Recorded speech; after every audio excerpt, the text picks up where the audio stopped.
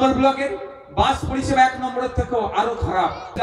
এত বড় একটা রুটের কথা বলেছিলাম যাতে ভাঙড়বাসী সহজে কলকাতা থেকে যাতায়াত করতে পারে, সব হয়ে গেল। এই বাস লাগবে বিজয়গঞ্জ বাজারে, সেটাও হয়ে গেল। ছিল এমন সময় দেখলাম মমতা ব্যানার্জি মহাশয়া আমাদের ক্যানিং পূর্বের বিধায়ককে এখানকার অবজারভার করে দিলেন।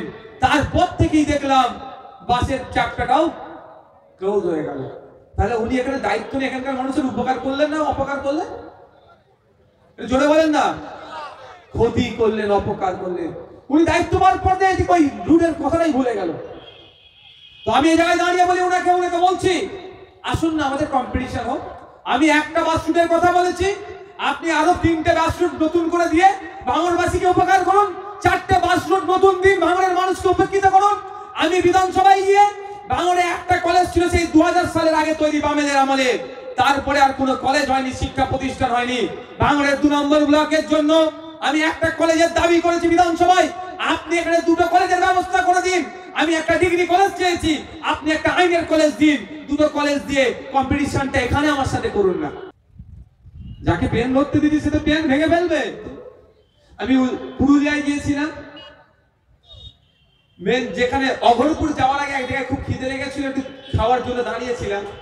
লোকজন আমাকে নতুন লোকজন ছুটে ছুটে এসছে আমার কাছে। আমার নওশাদ সিদ্দিকী বলার আগে কি বলে যে এই যে ভাঙড়ের বিধায়ক। বিশ্বাস করে আমার খুব ভালো লাগলো। এই ভাঙড়কে তো দেখতে চাই আমরা। আর সাথে এটাও বলে যে না ভাঙড়ে সত্যি ভাঙড়কে আমরা অন্যরকম ভাবে জানতাম। অনেকে আমাকে বলেছে যে ভাঙড়কে আমরা অন্যরকম ভাবে জানতাম। সত্যিকারের ভাঙড়টা কি, যখন আপনারা এসছেন এবং মিডিয়ার মাধ্যমে, একটা সময় তো মিডিয়া একটা অপপ্রচার চালাতো, সবাই না কিছু মিডিয়া, কিন্তু এখন যখন আমরা কাউন্টার গুলো বলছি ওরা জানতে পারছে অ্যাকচুয়াল ভাঙড়টা কি। আমি সবাইকে আহ্বান করি, আসুন আসুন ভাঙড়ের মানুষকে দেখুন। সকালবেলা উঠলে কেউ ভ্যান নিয়ে মার্কেটে চলে যায়, ভ্যান চালিয়ে খায়। সকালবেলা উঠলে কেউ কোদাল নিয়ে মাঠে চলে যায়, কৃষিকাজ করে খায়। সকালবেলা হলে কেউ লেদার কমপ্লেক্সে চলে যায়, সেখানে খেটে খায়। সকাল হলে কেউ কলকাতার দিকে চলে আসে, মেহনত করে খায়। সন্ধ্যায় তারা বাড়ি ফিরে পরিবার পরিজনকে নিয়ে সুখে শান্তিতে থাকতে চায়। এটা অ্যাকচুয়াল ভাঙড়। কিছু সংখ্যক রাজনৈতিক কারবারিরা ভাঙড়বাসীর কপালে গুন্ডা মস্তান সমাজ বিরোধী বলে দেখে দেওয়ার চেষ্টা করছে। তাদেরকে প্রতিহত করবার জন্য ভাঙড়বাসীকে নিয়ে আমি সাথে নিয়ে বিভিন্ন প্রকল্প গ্রহণ করি। আর সত্যিকার কজন আছে গুটি কয়েক আছে যারা সমাজ বিরোধী, শাসকের ছত্র ছায়া আছে, তাদের জন্য আজকে ভাঙড় কুলসিত হচ্ছে, তাদের জন্য আজকে ভাঙড়ের নাম বদনাম হচ্ছে। সমগ্র ভাঙড়বাসী যে যার খেটে খাওয়ার পথে আছে। কাদের দ্বারাই অত্যাচারিত হচ্ছে ভাঙড়বাসী, অত্যাচারের শিকার হচ্ছে, ভাঙড়বাসীর বদনাম হচ্ছে। খোঁজ নিয়ে দেখুন কাদের দ্বারাই। যারা দেখুন কর্মকাণ্ড কিছু করে না, কাজ কাম করে না, পার্টির ঝান্ডা নিয়ে ঘোরে, পার্টি অফিসে বসে, শাসকের অফিসে বসে, ওখান থেকে তোলা তুলে খায়, ওখান থেকে কাটমানি করে খায়, তাদেরই বদনাম হচ্ছে, তাদের জন্য বদনাম হচ্ছে।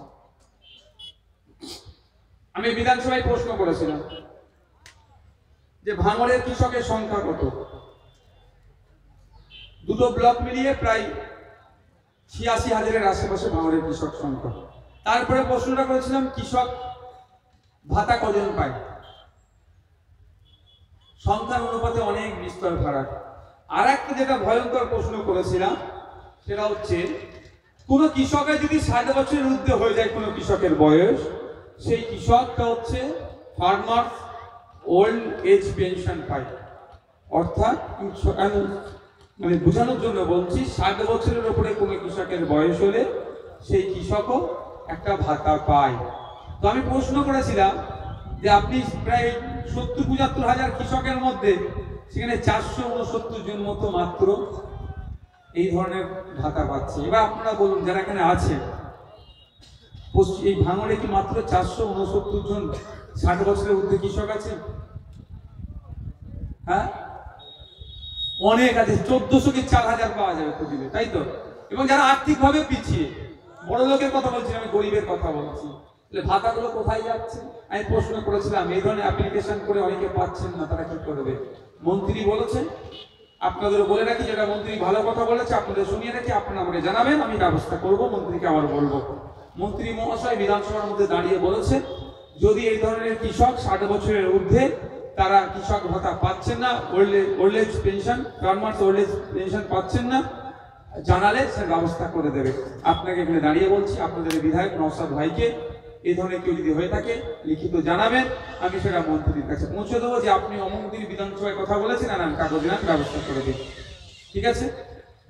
আমার কাজ কি বিধানসভার মধ্যে? এখানে ভাঙড় বিধানসভায় 5টা লাইব্রেরি আছে, 5টা প্রায় বন্ধ হয়ে গিয়েছে। ফলে ছেলে মেয়েরা বইমুখী হওয়া দূরের কথা,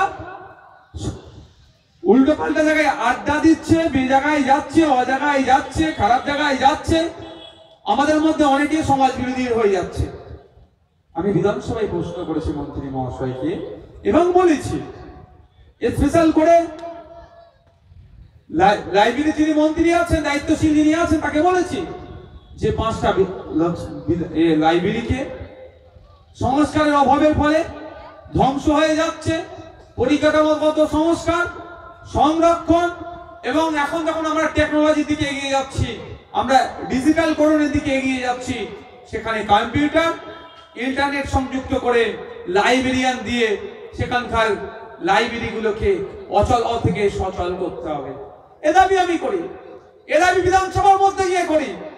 পাওয়াল গিল্ডকে কেন্দ্র করে একটা বড় সমস্যা হয়েছিল, তারপরে বলেছিল একটা ওখানে শর্তের মধ্যে একটা ছিল হিমঘর দেবে, কিন্তু দুঃখের বিষয় এখনো পর্যন্ত হিমঘর কৃষকরা ব্যবহার করতে পারলো না। হ্যাঁ, শুনছি জায়গা অধিগ্রহণ হয়েছে, শুনছি চারিদিকে বাউন্ডারি হচ্ছে, সব হচ্ছে শুনছি, কিন্তু কৃষকরাদের ব্যবহার যোগ্য করা হলো না এখনো পর্যন্ত।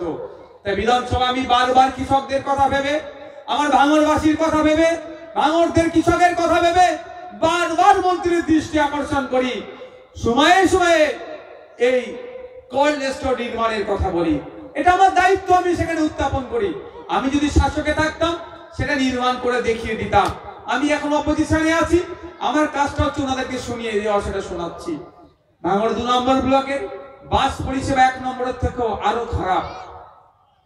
বেওতা 1-2 মানুষজনকে যদি আপনার এই তাদের ব্লক অফিসে আসতে হয়, আমাদের 2 নম্বর ব্লক অফিসে আসতে হবে, কতটা ঘুরে আসতে হচ্ছে, কতটা অর্থ ব্যয় করে আসতে হচ্ছে, কতটা ব্রেক জার্নি করে আসতে হচ্ছে, এই সবগুলো মাথায় রেখে, এবং যে সমস্ত বাসগুলো আছে অনিয়মিত, নিয়মিত বাস চলে না, সবগুলোকে মাথায় নিয়ে বিজয়গঞ্জ বাজার থেকে 6 লেন হয়ে বেলেঘাটা আইডি হয়ে শিয়ালদা হয়ে ধর্মতলা হয়ে হাওড়ায় একটা বাসের আমি দাবি তুলেছিলাম, অনেক কটা তুলেছিলাম। এত বড় একটা রুটের কথা বলেছিলাম যাতে ভাঙড়বাসী সহজে কলকাতা থেকে যাতায়াত করতে পারে। রুট ইন্সপেকশন হলো, সব হয়ে গেল।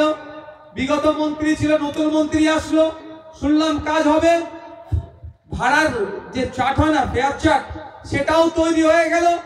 কোথায় বাস রাখবে বিজয়গঞ্জ বাজারে, সেটাও হয়ে গেল। এখানে কোন স্টাফরা এসে এখানে থাকবে, টিকিট যারা কাটবে তার জন্য লোক দেখা হচ্ছিল। এমন সময় দেখলাম মমতা ব্যানার্জি মহাশয়া আমাদের ক্যানিং পূর্বের বিধায়ককে এখানকার অবজারভার করে দিলেন। তারপর থেকেই দেখলাম বাসের চ্যাপ্টারটাও ক্লোজ হয়ে গেল। তাহলে উনি এখানে দায়িত্ব নিয়ে এখানকার মানুষের উপকার করলেন না অপকার করলেন? জোরে বলেন না, ক্ষতি করলেন, অপকার করলেন। উনি দায়িত্ব পাওয়ার পর ওই রুটের কথাটাই ভুলে গেল। তো আমি এই জায়গায় দাঁড়িয়ে বলি ওনাকে বলছি, আসুন না আমাদের কম্পিটিশন হোক। আমি একটা বাস রুটের কথা বলেছি, আপনি আরো 3টে বাস রুট নতুন করে দিয়ে ভাঙড়বাসীকে উপকার করুন। 4টে বাস রুট নতুন দিন, ভাঙড়ের মানুষকে উপকৃত করুন। আমি বিধানসভায় গিয়ে ভাঙড়ে একটা কলেজ ছিল, সেই 2000 সালের আগে তৈরি, বামেদের আমলে। তারপরে আর কোনো কলেজ হয়নি, শিক্ষা প্রতিষ্ঠান হয়নি। ভাঙড়ের 2 নম্বর ব্লকের জন্য আমি একটা কলেজের দাবি করেছি বিধানসভায়, আপনি এখানে 2টো কলেজের ব্যবস্থা করে দিন। আমি একটা ডিগ্রি কলেজ চেয়েছি, আপনি একটা আইনের কলেজ দিন। 2টো কলেজ দিয়ে কম্পিটিশনটা এখানে আমার সাথে করুন না, এই কম্পিটিশন করুন। আরে ভাই, এটা কথা বলছি, খারাপ ভাবে দেবেন না। সে তো শিক্ষার কথা বলবে যে পেনের গুরুত্ব বুঝে। আর বাঁদরের হাতে খড়ি নারকেল দিলে কি হবে বলুন না?